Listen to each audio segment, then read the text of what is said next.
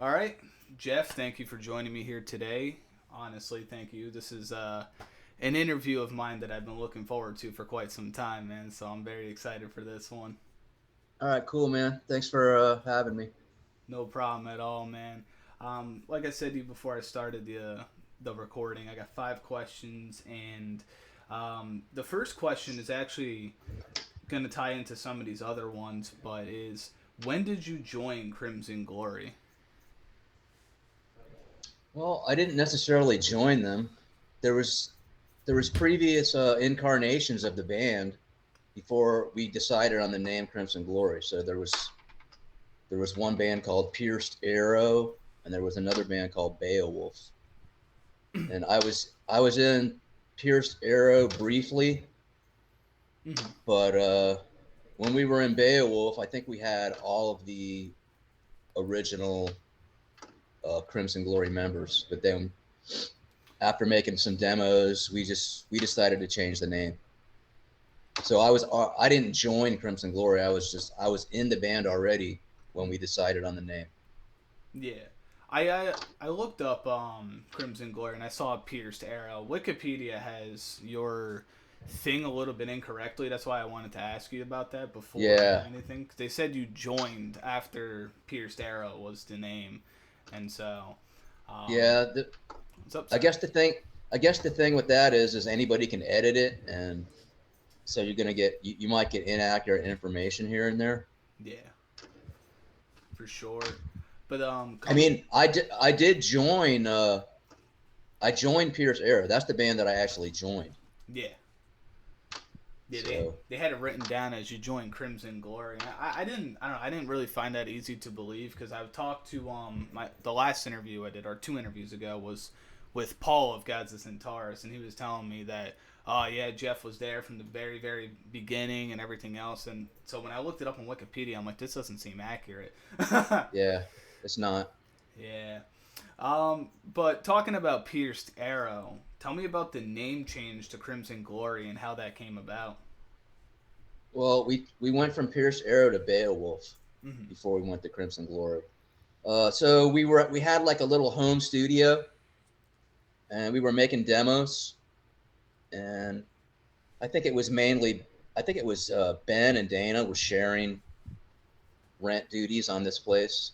It was a house, Mm-hmm. and we were recording one night, and we took a break. We went out to eat. We came back. We came inside the door, and there was this poster hanging right there in the hallway of a rose, and it said Crimson Glory on the bottom, and we're just like, wow, that's pretty cool, and that's basically how that came about.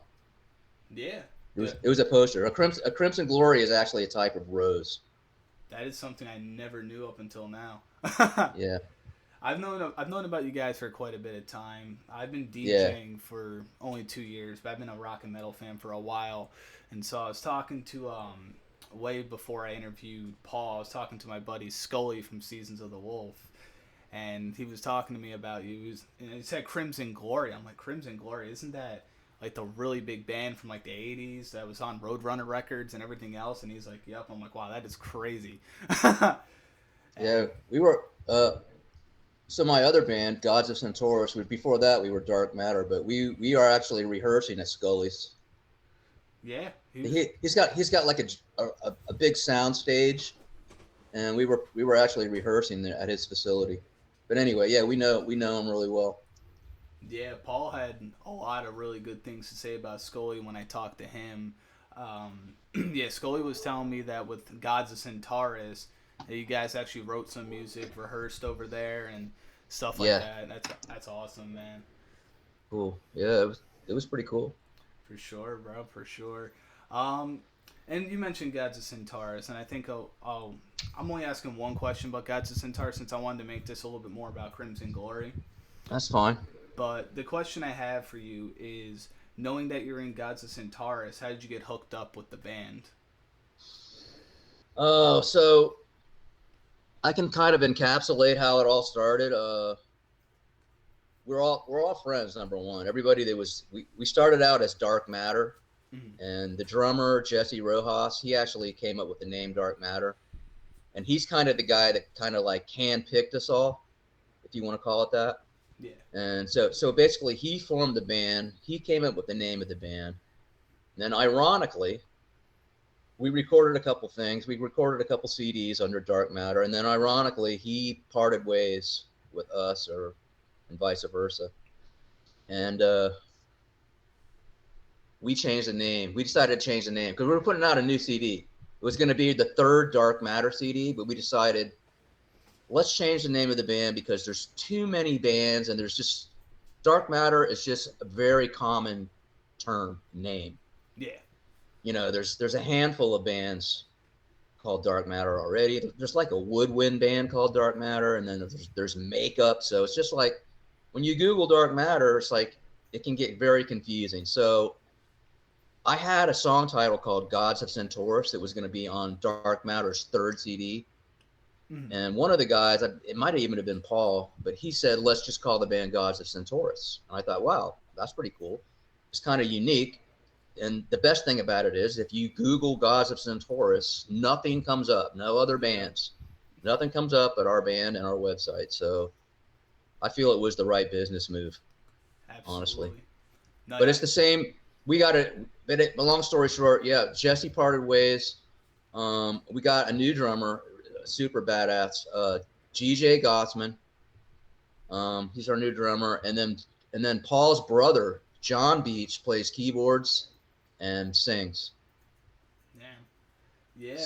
With Dark Matter actually, when I looked you up as well, it kept saying you were part of Dark Matter. Paul explained to me the name switch with that, but Google's got to update that to Gods of Centaurus down the line. But Yeah.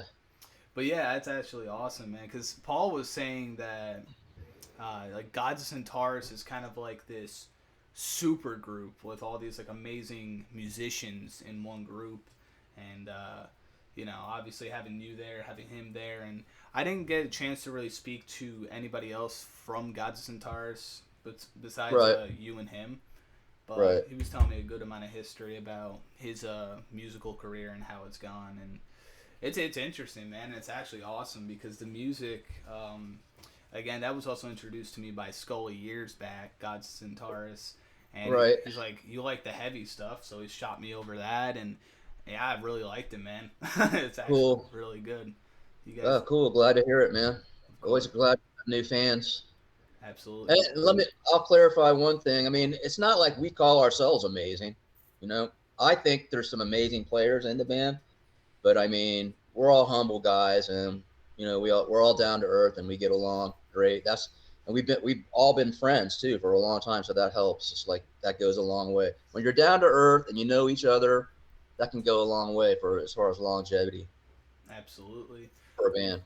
Speaking of Paul, he didn't seem like he had one ego in him. Like he seemed very humble, No, very down to earth. he's Um, he's exactly that. I mean, he and I broke into like a whole bunch of different conversations that strayed away from the music, and it was interesting. It was my longest interview actually Yeah. that I've ever done. Well, one of the coolest things about Paul is he's a baritone. Yeah, He doesn't have a high range at all. So it's just like in Crimson Glory, that's the way we have a history of like singers with high range.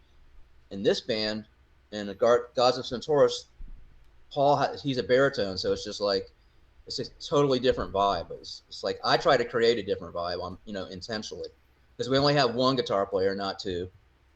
So then that when you're sitting down and you're writing stuff, you have to take those things into consideration. absolutely. But really, I mean, there's lots of peaks and valleys in Gods of Centaurus. It's like it's not like just you put the CD on and it's like one long song. Not at all. It's just very diverse, and there's probably something for every listener out there, no matter what you like. Yeah. But yeah, Between doing bass for both bands, Crimson Glory and Gods of Centaurus, which one would you say is more challenging to do bass work on? oh, Gods of Centaurus for sure. Really? Okay. Yeah, it's more innovative, more innovative. I mean, the stuff I do in Crimson Glory. I mean, it's no walk in the park. Yeah. Don't get me wrong, but just as far as innovation and challenging myself, that would be Gods of Centaurus. because it's like I have to make up for not having a rhythm guitar, Mm. and I use lots of different techniques in Gods of Centaurus, whereas in Crimson Glory I just use largely one technique. Yeah. It also is like two different styles of music as well. That's why I asked you, Totally, because it's like, totally. I've had a couple of people who've done drumming work for a death metal band. And I know this is drumming, not bass, but some Yeah, people do death metal drumming, then they're doing like slow rock.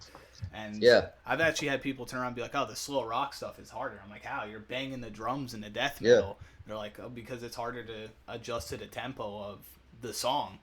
A lot of people would agree that it's more of a challenge to play something that sounds great, that's simple. It's not, you know what I'm saying? It's simple is like kind of a misnomer because it all depends on what you add to it too and what you're doing. Yeah. I've noticed that I with mean, with a lot of things. I mean, in life, like a lot of times, the more complex things somehow are easier to grasp than the basic stuff. yeah, It's weird how yeah, that works. yeah. I think it's because when you're playing something simple, is everything is super exposed.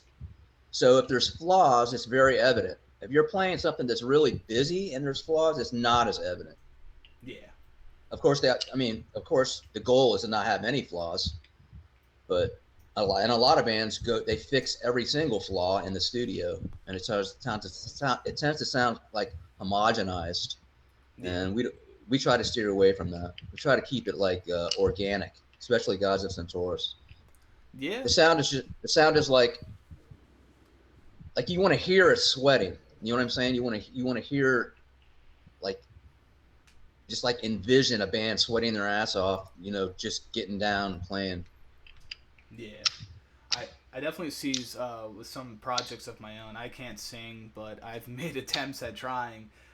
With me, I'm very perfectionist mindset. So when I do have something that is already good, I keep trying to Yeah, elevate and elevate and elevate it, and then I end up ruining that because I elevated it too far. yeah, you can overdo it. Yeah, you got to be careful. Definitely, I think that's definitely a problem of my own is overdoing some things, especially with my own music creations that I have yet to put out because they suck. but Yeah. um, but that actually is a good thing, right? Because the next question I have for you is, do you have any advice for upcoming artists in the scene? Um. Hmm. Upcoming artists. Well, I would take a lot of time and I would get pretty adept at being able to record yourself, make demos. Mm-hmm. That can be like one of the most handy things that you can do. It's just like, because like back in the day when I was in Crimson, you know, to write songs, we'd show up with a bunch of riffs in our head that we memorize. You know what I'm saying? Yeah, It's like you show up, all right, check this out. I got this. Now I can show up to practice with a CD and throw it in and say, hey, check this out. And it'll be guitar, bass, you know, I can program drums just for a demo.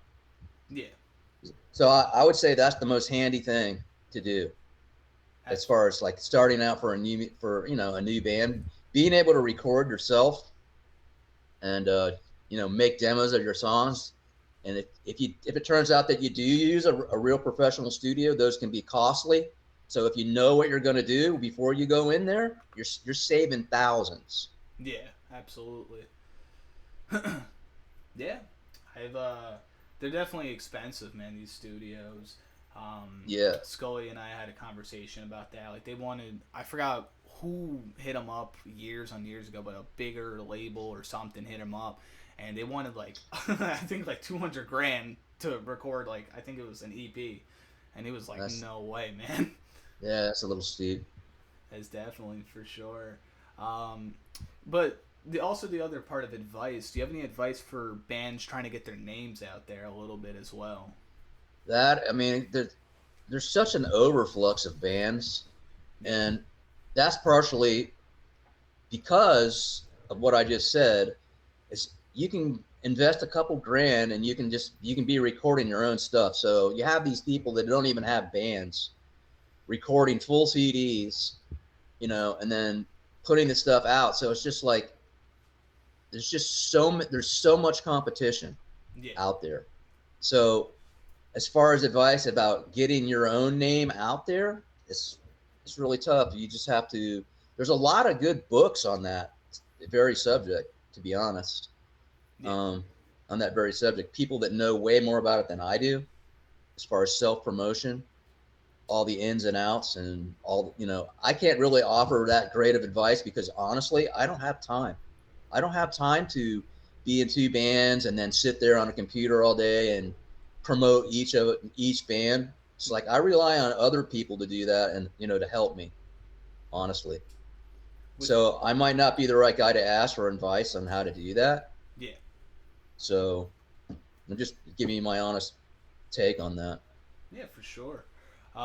With Crimson You have to Glory. you, Sorry. you have to have all the social media covered. I know that. Yeah.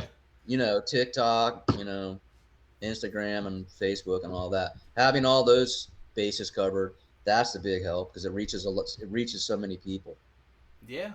And I think it's like I was gonna say something else, but I'll hold off on that because That's okay. um, when it comes to being in a band today, like I run a radio station, so I'm getting tons and tons of band submissions from labels here, promoters here, everybody. Like there is just so many people Yeah. really running bands nowadays. And obviously, not all the music is great from what I'm getting from people, but Right. Yeah, I, of course not. and I think that also too that's also like probably the biggest component. If it sounds like shit, why play it? You know, like why Yeah. get your name out there? You got to work on your sound. I But mean, part of the reason for that is probably because it's just so easy to be able to make your own music and record it and put it out, produce it. It's so easy that anyone can do it. So you're not necessarily you don't have necessarily have to have talent. Back in the day, they sent A&R people out to say, "Hey, does this band have talent? Because if they do, we may sign them and then invest money in them." yeah, That those days are gone. Trust me, those days are gone. So you have to do everything yourself. You in some cases you do have bands with no talent being way more successful than bands with talent, and that's just because they're better marketers. yeah, yeah. And marketing's like, right Yeah, now it's very very accessible to market your own product, man. That's the crazy part yeah, because back in the 80s 90s stuff like that, man, you had to just work with promoters. You had to really try to get your name out there, but there was no social media, there was no phones and computers and shit.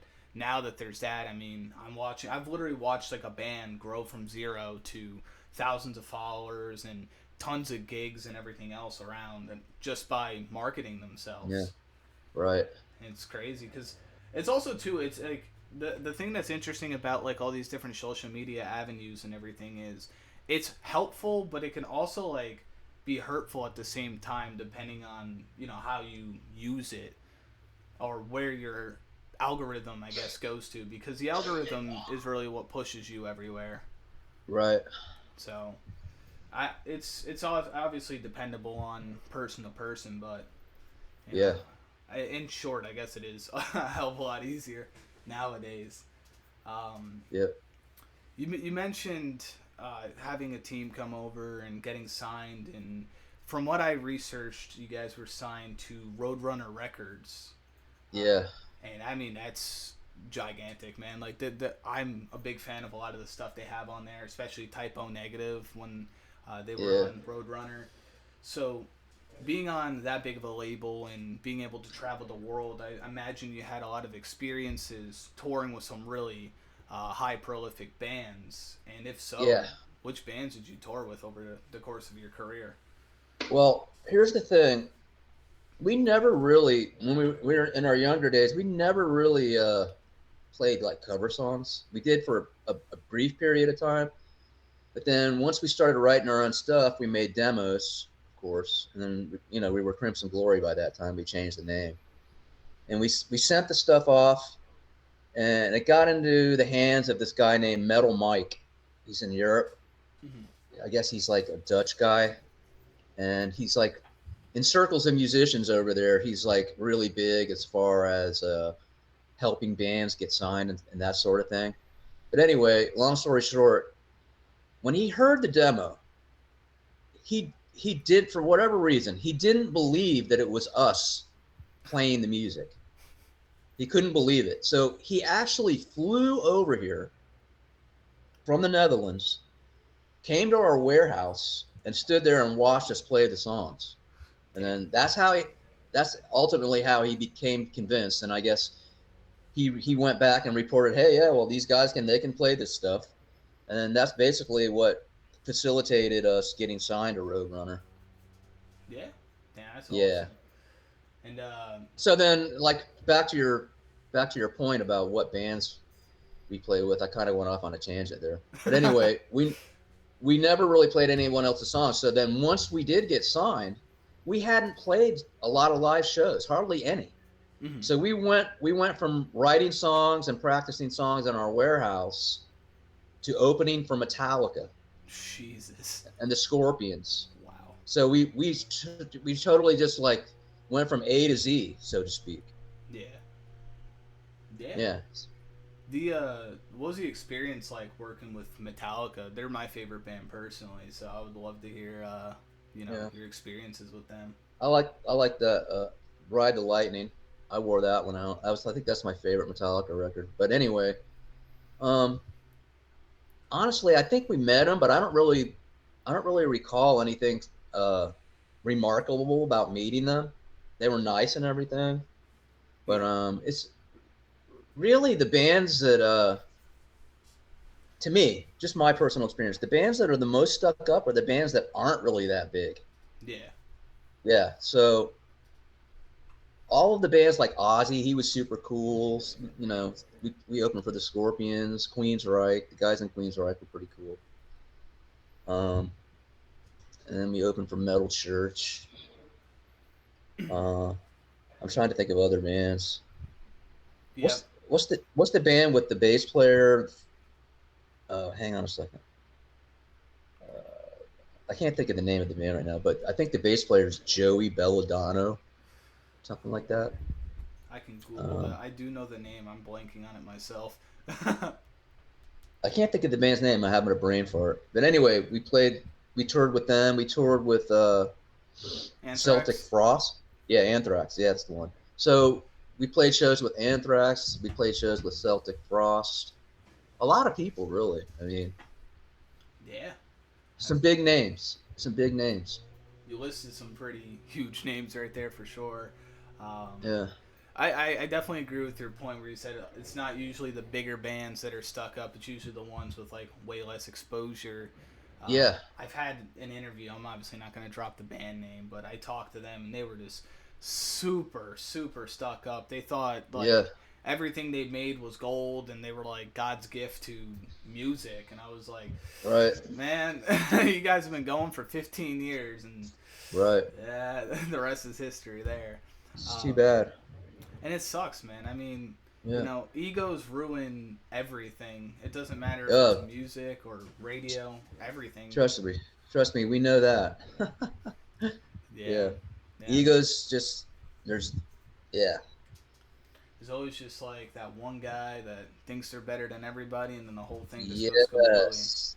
I Yes. I just had to deal with that with this radio station, man. So I had a guy on here. He was doing shows every week, and he started posting a bunch of fucking like anti-home, like it was homophobic shit and like anti-autistic stuff. And I'm like, nah, get off of here, man. You're not DJing for me. That's ridiculous.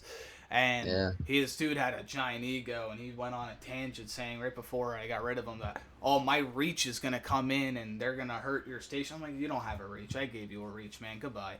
Right. Yeah. I hate when that happens, man, because like I the thing is like everybody has like some sort of like a little. I wouldn't say everybody has an ego. I think everybody who's doing things and it's going well, they have confidence. And Yeah. there's nothing wrong with having confidence, but when you're shooting overboard and Yeah. you're thinking you're a god.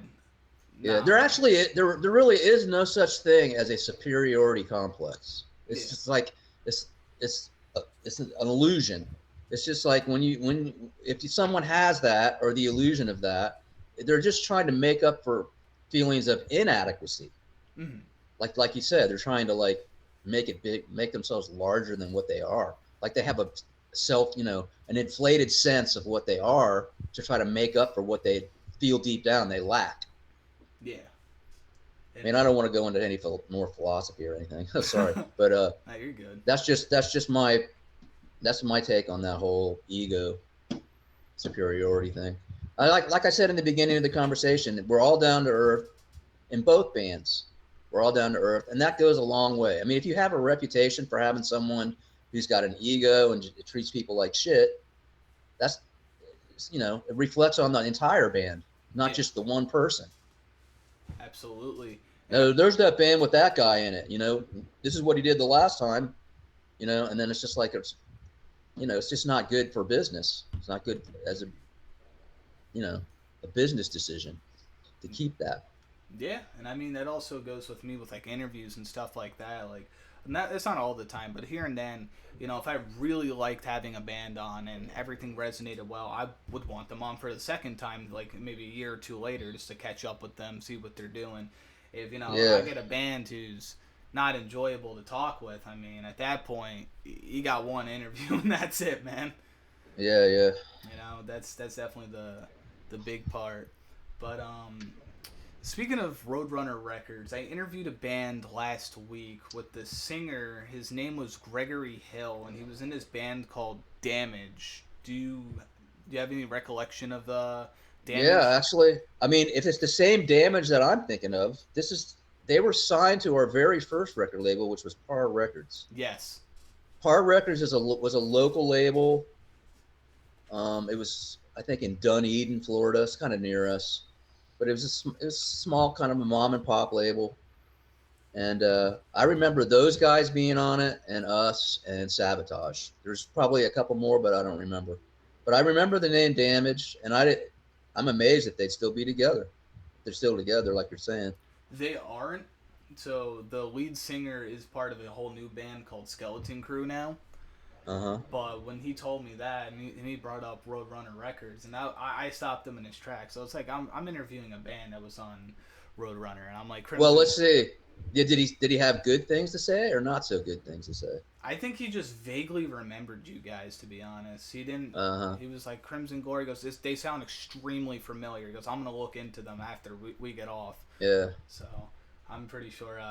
I don't think he's forgot, but I think definitely it slipped past his memory for sure. Um, Yeah.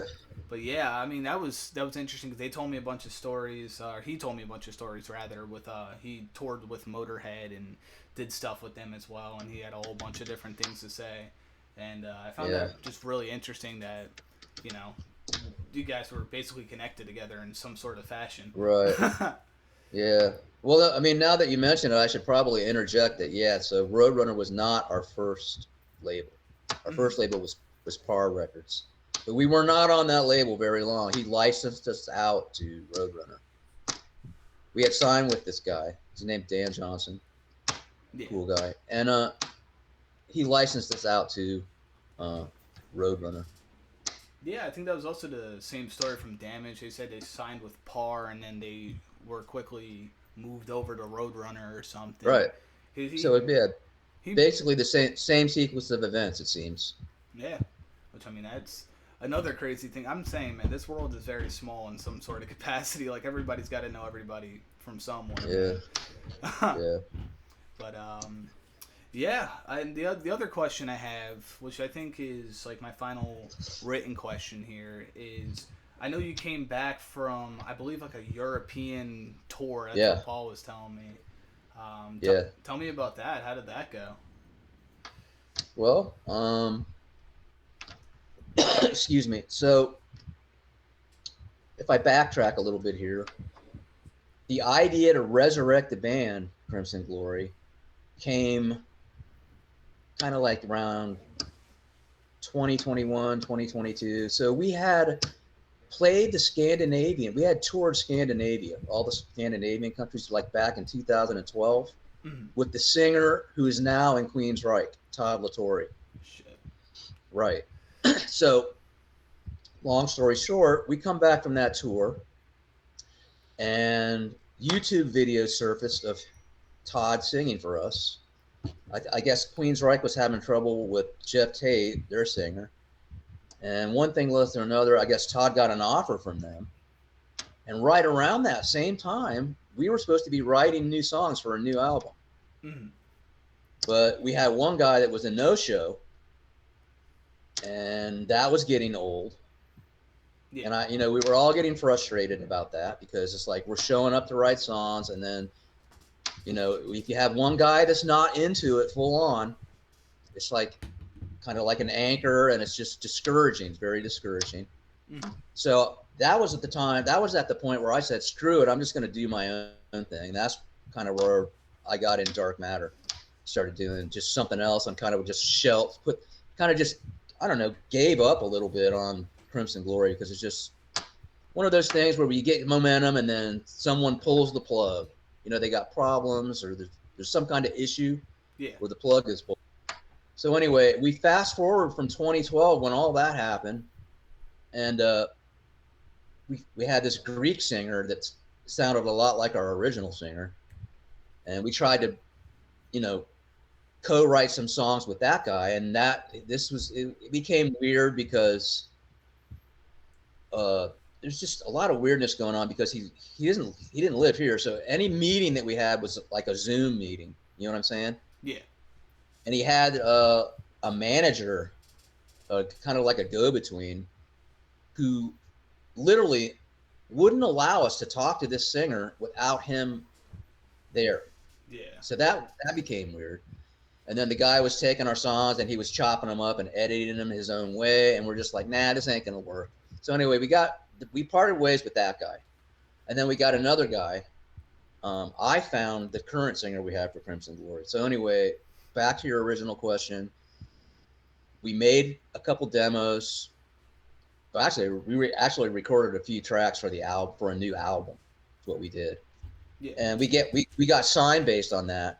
So then we just started getting offers to play overseas. Europe, Germany, Holland, the usual places over there, Greece, because we've always been big over there. Crimson Glory has always been bigger overseas Yeah. than in our home country. Yeah. I guess it's the prog metal thing. It's just bigger over there. Europe, Um, the European area is just such a yeah, big rock and metal area, man. yeah, Like, definitely. But anyway, that's how we got the shows over there. And so we went over there. We played Poland for the first time, and honestly, everybody just loved the band. I mean, people were telling us it's the best we've ever sounded, like even with the original singer, damn. days of the original singer. So Yeah. yeah, we're pleased, and we're kind of forging ahead. Yeah, man. I'm glad to hear that for sure, New man. Our new album, by the way, will be out in a couple of months. So Awesome, man. Which one? yeah, Which one's your newest album? I grabbed all of your music not too long ago. are you talking about Crimson Glory, right? So yeah, the newest one that we're working on right now is tentatively called Chasing the Hydra. Mm-hmm. Like I say, it's tentative right now because we're in the production recording process right now. Oh shit. Kind of like as we speak. As a matter of fact, I was working on some stuff right before we started this this call, Yeah. and I'll go back to that. Yeah, so I got a lot on my plate. We're gonna have the album out, like I said. Hopefully, it'll be completed in a couple of months. And yeah, we're just gonna keep forging ahead. We're playing Chicago coming up in May. We have a show there, Yeah. and we're just gonna keep taking offers. You know. Yeah. Absolutely. You guys still got that star power too. You still have the name. You're Yeah, still going. I mean, yeah. It's the legacy. It's the legacy of the band that keeps us going. absolutely, man. I mean, What we definitely want to get to the point to where we want to bring the newer stuff to a whole new generation of fans, not just old fans. We love our old fans, of course, but we want to we want to like not capitalize so much on the nostalgia aspect and actually, you know, try to garner some new fans, a whole new generation of younger fans. yeah. I think that's 100% the way to do it, man. I mean, Yeah, especially like I see even with like I have all my friends, my in person friends, not DJs and stuff. Man, they're not. A lot of them just aren't into rock and metal, and I think you guys can push some people into that genre, man. I mean, that's right. the very important thing. A lot of my Really hoping so.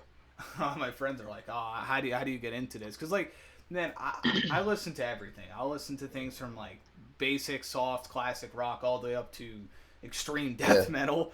But my friends don't hear the the softer stuff and the stuff leading up. They just hear the screaming and growling. They're like, "Whoa!" and they label yeah, that as a whole genre. I'm like, no, it's not, man. There's a lot of yeah, really, really good bands out there that are not death metal. yeah. But yeah, man, I think I like that approach from you guys, man. That's awesome, and I cannot wait for the new album. Now that you mentioned, I didn't know about it up until now. Yeah, yeah. When that drops, for Um, sure, I'll be definitely grabbing that, playing that, and getting it out to the fans over on Vibe Tunes Radio. cool, man. Anything you can do for either of my bands, cool. Absolutely, man. I've been doing a little bit of a campaign for Gods of Centaurus. I've been playing at least a Gods of Centaurus song per show. I shipped it over to all my DJs. They're playing it, so it's getting some good exposure over here now. Yeah. So, Well, really appreciate the call, man. I mean, it's like this is cool. absolutely. This is like one of the first interviews I've done since I actually started. Since we started, you know, reforming, resurrecting the band. I've done a couple written interviews. Yeah. Hey, man, I'm very honored for that. Awesome. Yeah, I thought cool, man. I thought you had like your inbox blowing up with stations and Oh people no, no, no. saying, Trust me, I get a lot of offers in my inbox, but it's like, will you play bass on this? How would you like to start a band? Like, let's start a band, stuff like that. yeah, A lot of questions on equipment and stuff like that. yeah. Yeah, I'm surprised. And you were very easy to contact as well, man. I mean, you didn't. It didn't take long to get with you. I didn't have to go through like 15 PR systems and everything else. So, No, no, that's no. absolutely awesome, man. Appreciate that. And hey, man, I appreciate your time here today. I thought this All interview right. went pretty well. Thank you. Yeah, yeah. Cool, man. Definitely. I'm gonna let you go. Appreciate it. And this will be aired, just so you know, if you're interested, Saturday, April 26th at 4 p.m. Eastern. Okay, cool, man. Awesome. Sounds